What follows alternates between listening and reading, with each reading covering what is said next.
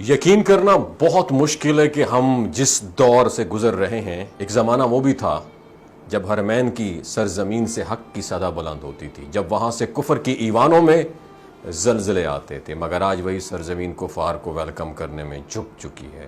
وہی تلواریں جو کبھی باطل کے خلاف اٹھتی تھیں آج ناچتی ہوئی نظر آتی ہیں۔ یہ تلواریں کسی عام انسان کے سامنے نہیں بلکہ اس دشمن اسلام ٹرمپ کے سامنے لہرا رہی تھی، جس کے ہاتھوں معصوم فلسطینیوں کے خون سے جس کے ہاتھ رنگے ہوئے ہیں، اسے عزت و احترام سے ویلکم کہا گیا، جیسے وہ کوئی محسن ہو، جیسے وہ امت کا ہمدرد ہو۔ اگر یہ ضمیر فروشی نہیں ہے تو ناظرین اور کیا ہے؟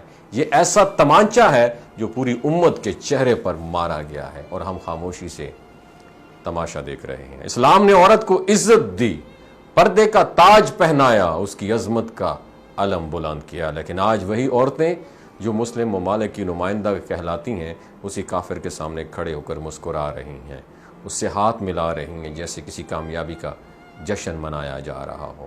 یہ وہ حکمران ہیں جنہوں نے دین کے نام پر حکومتیں حاصل کی، مگر کردار ایسے اپنا لیے جیسے کسی بازار کی طوائفہ بھی شرما جائے۔ وہ نظریہ، وہ غیرت، وہ حیا جو اسلام کی پہچان تھی آج صرف کتابوں اور تقریروں میں صرف باقی رہ گئی ہے۔ یہ پہلا موقع نہیں ہے جب مقدس سرزمین کی حرمت کو پامال کیا گیا، اس سے پہلے بھی وہاں فیشن شوز ہوئے، نائٹ پارٹیز سجائی گئیں، موسیقی کی محفلیں گرم ہوئیں۔ وہ جگہ جہاں کبھی قرآن کی تلاوت گونجتی تھی، جہاں نبی کریم صلی اللہ علیہ وسلم کا پیغام سنایا جاتا تھا، آج وہاں گانے بج رہے ہیں اور بے حیائی کو ترقی کا نام دیا جا رہا ہے۔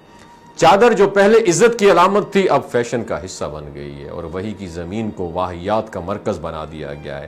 کیا یہی ترقی ہے؟ کیا یہی نئی دنیا ہے؟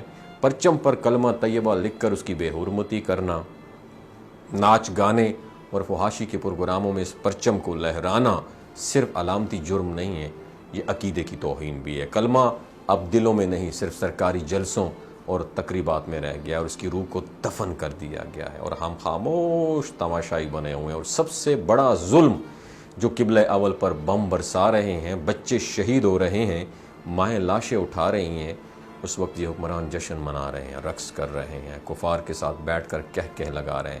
یہ وہ لمحہ ہے جب پوری امت کا دل روتا ہے مگر ان کے چہروں پر کوئی شرمندگی نہیں ہے۔